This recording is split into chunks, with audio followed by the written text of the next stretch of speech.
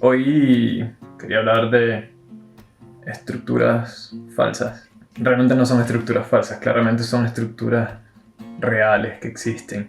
El problema es lo que ves realmente no es nada estructural. Lo que hacen es camuflar cómo funciona la estructura, intentando hacerla parecer que funciona de una forma mucho más compleja, pero realmente no es así. Es mucho más simple de lo que parece. E intentan ponerlo más complicado porque eso llama la atención, ¿no? Llama la atención cuando ves un edificio súper grande, raro, con cosas extrañas, un puente, en este caso son dos puentes con unos arcos, con unos tirantes, llama la atención. A mí, que me gustan las estructuras, me encanta ver estructuras complicadas, difíciles, raras, grandes, gigantes. Cuando veo ese tipo de estructuras intento siempre ver su forma estructural y saber qué es lo que está pasando en la estructura, por qué está ahí quieta, por qué no se cae. Le doy vueltas y vueltas y vueltas y vueltas. Tengo dos ejemplos de eso. El primero es un puente arco en Torrejón de Ardoz, sobre la A2 en España. ¿Okay? Este es un ejemplo que vimos en la universidad cuando estaba estudiando en Valencia. A primera vista, cuando lo ves, pues te da como la ilusión de que es un puente arco, y que es el arco como tal el que está sosteniendo el puente. Pero si prestas un poco más atención, pues te das cuenta de que el arco y el tablero se le llama a la parte horizontal del puente, ¿okay? No están conectados realmente. Entonces, tú esperarías que hayan cables desde el arco sujetando el tablero del puente. El tablero realmente está soportado sobre unos pilares intermedios y el arco no está haciendo nada. Nada. Absolutamente nada. De hecho, cuando estuve investigando, encontré unas fotos durante la construcción del puente donde se ve que el puente estaba construido y terminado ya antes de que pusieran el arco. Es una imitación del puente arco que se encuentra en Sevilla, le llaman el puente de la Barqueta.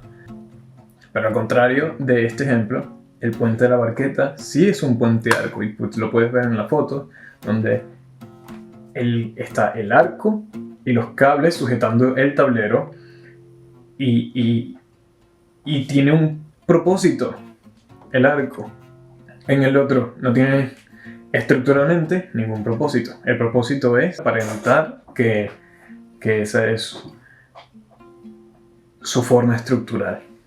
El puente de la Barqueta en Sevilla es un puente muy conocido. Es muy conocido por la forma en cómo funciona. Es un bowstring.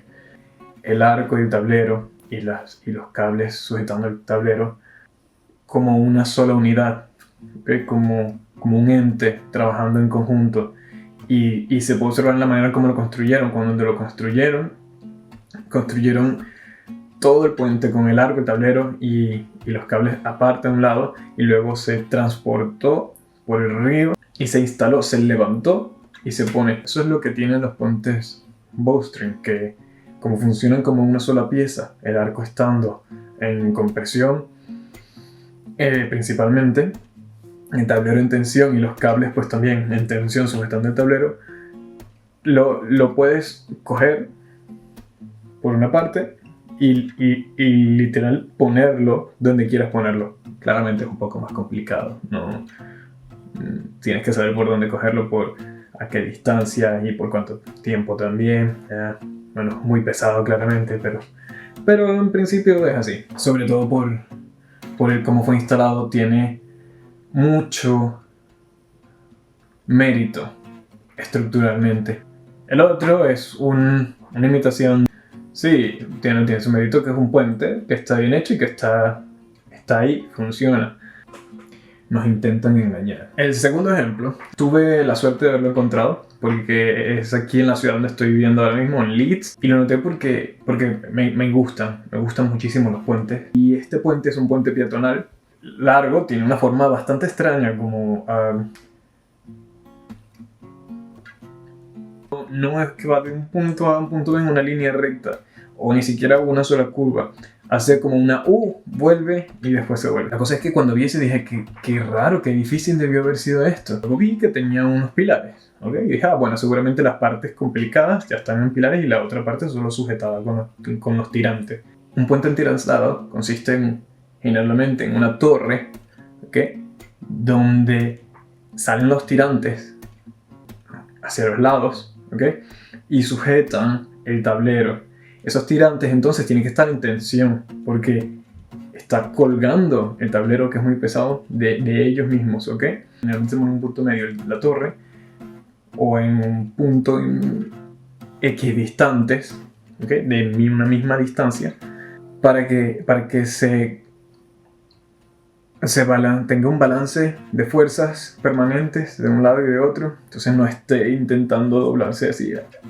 Y cuando lo veo y muevo el cable, lo muevo y me doy cuenta que no tiene ninguna tensión. Los tirantes están ahí colgando como una decoración que al final para mí no decora. Que a primera vista, si yo realmente no me pusiese a investigar el cómo funcionan y el saber qué es lo que se hizo bien, qué se hizo mal, no sabría, asumiría que el primero es un puente arco y el segundo es un puente atirantado, y realmente al verlos me doy cuenta de que aprendo de que no es así. Bueno, eso, al pasar sobre el puente, pues noté que la forma de los cables era bastante extraña, porque estaban en curva, y una curva no se espera de este tipo de puentes atirantados.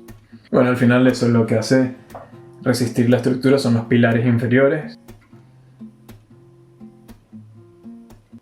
Pensé que era un puente atirantado. Un puente viga, no. Y no es un puente atirantado, es un puente viga con pilares inferiores.